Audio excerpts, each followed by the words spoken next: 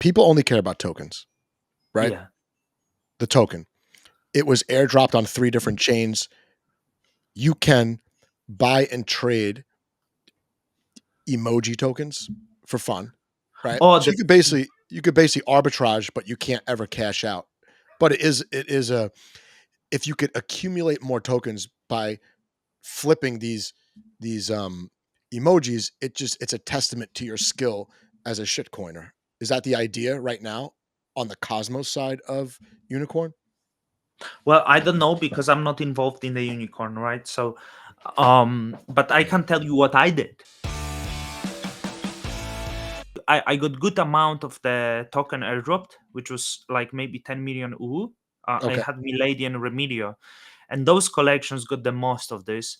I also bought, I think around 17 million of unicorn for like $12,000 OTC before, which was high risk, and it's like it wasn't a great deal looking back, or maybe it was. And I went quite all in the emojis. Firstly, being quite reserved, and now I have like over 300 U in emojis. And considering the Solana market, that would be over $200,000, right? Yeah. So Yeah, yeah. I could perhaps claim I made $200,000 on the airdrop, but of course there is no value because you cannot sell these tokens. Right. But it introduced a certain gamification to the chain, to the unicorn chain, because if there is no money involved into this, you can just trade emojis. No one really paid for those tokens because they never freely trade, so you cannot say. I saw many Cosmos people, especially, they were saying, oh, it's a rug, right? But it's like really the weird statement. You call something a rug when it's not even like sellable. Yeah. Like, so I'm not sure what they essentially mean. That was like a I crypto know proof what they wallet. mean. They expect to just get free money for hanging around, and that's Yeah, been I, the I I yeah. think these people, which is like they were very upset that they couldn't connect it to IBC, and Yep, they couldn't become a validator. That's the that's biggest exactly right. upset. Yep. And as it's not allowed, they are truly upset, and they're like, how is it possible you cannot sell the tokens? How is it possible I cannot be a validator? And how is it possible I cannot IBC that to osmosis? It's a rug, right?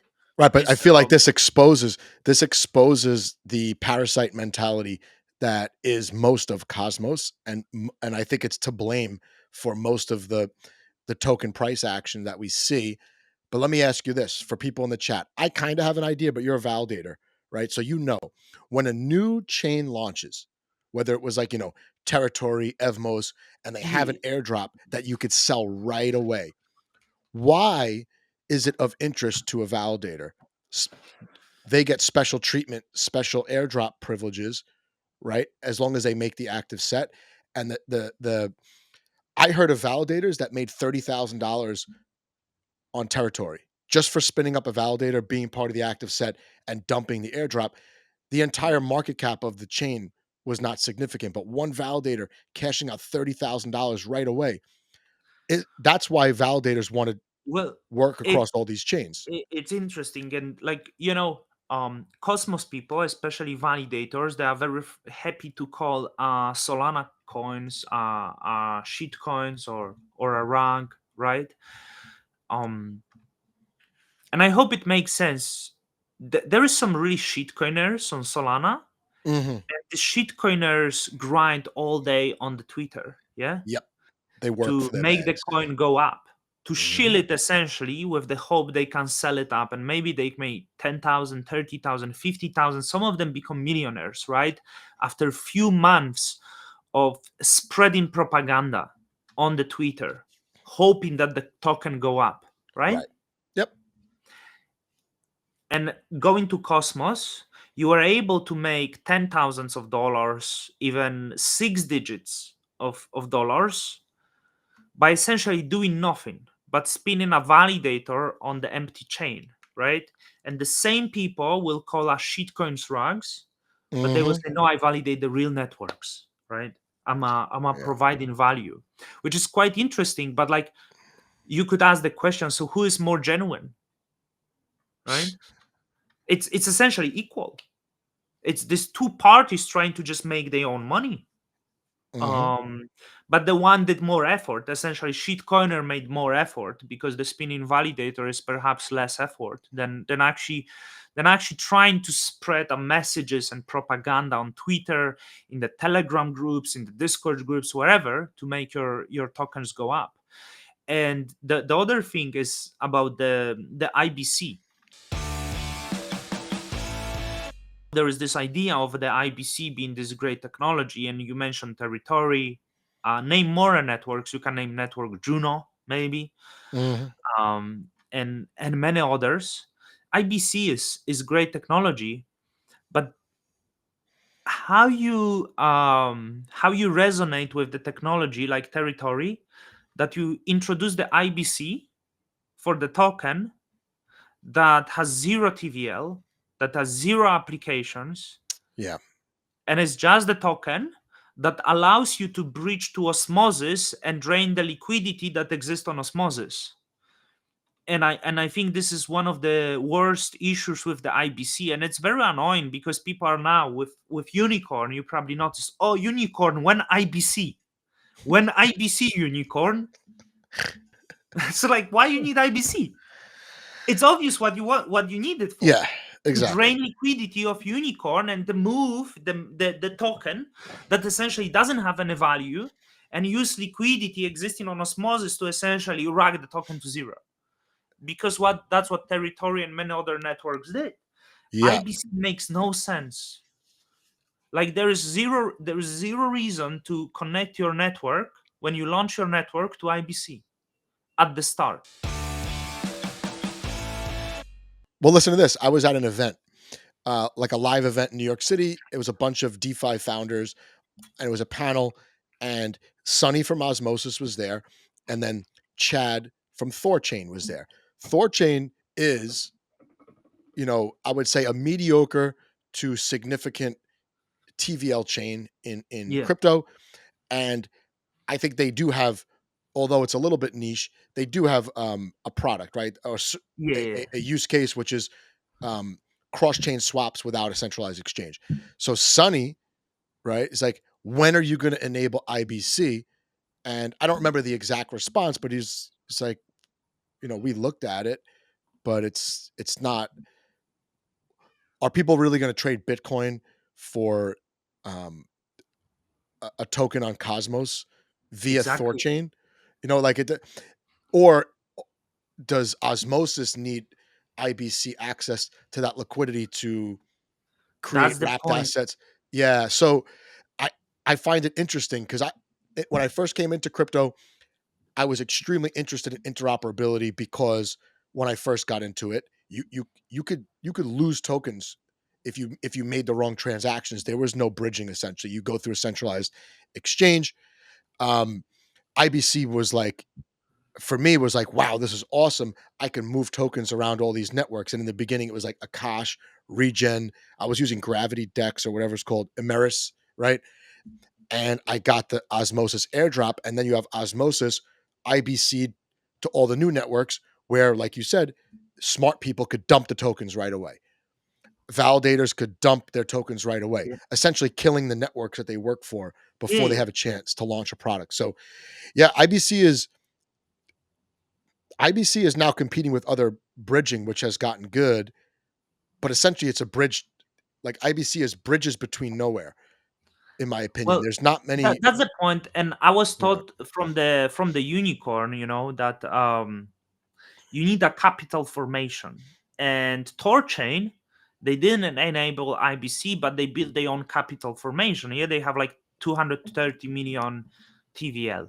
And I don't really know much about Torchain, if it has problems with design or it goes to zero, but it doesn't really matter.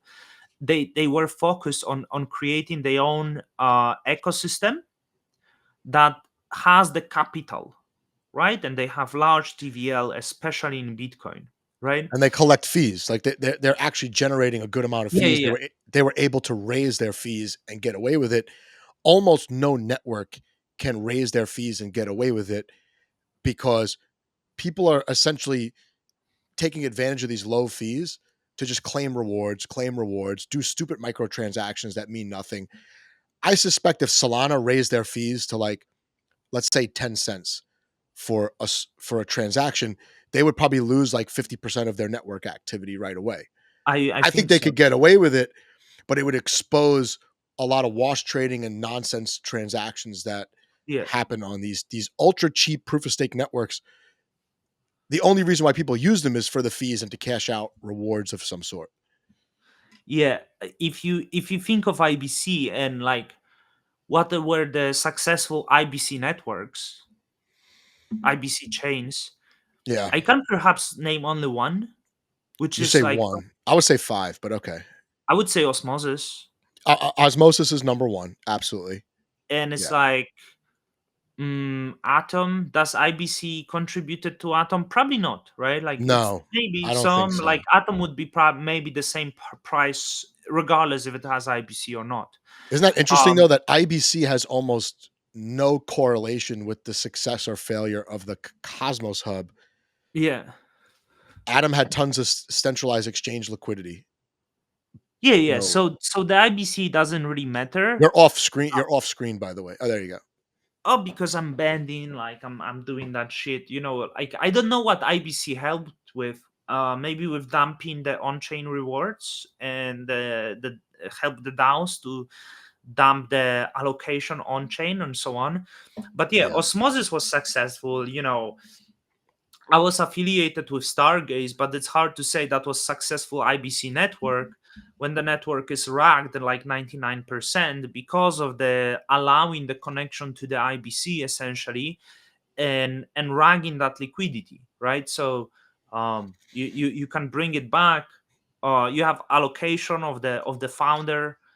There was one founders on like Stargaze, but you can give example of also Juno Network, perhaps Tori and so on, right? You stake Mhm. those rewards early on. You take the staking rewards and you deposit the pool on Osmosis, and then you suddenly generate the Osmosis, and in this case Osmosis and Stargaze rewards, and you dump both of them. You essentially rag in both chains at the same time, Yeah. and But then you're cashing out through Atom, which is like a cashing you're out through buying Atom. Atom and then selling Atom. Yeah, yeah, So I don't think it's a net neutral effect unless yeah, there's yeah, massive price changes in between whales moving money. Um, I would consider Stargaze successful not from a token standpoint, but from a standpoint of this is a platform, and I look at NFT creators as small businesses. It's a platform that allowed small businesses to either, there could be a solo artist, or it could be like, something like Cryptonium Maker where you're making these big generative art collections for a specific purpose. I look at Stargaze as as successful in that regard. From a token standpoint, um, every token had its small window of success and then ultimately has sold off 95%.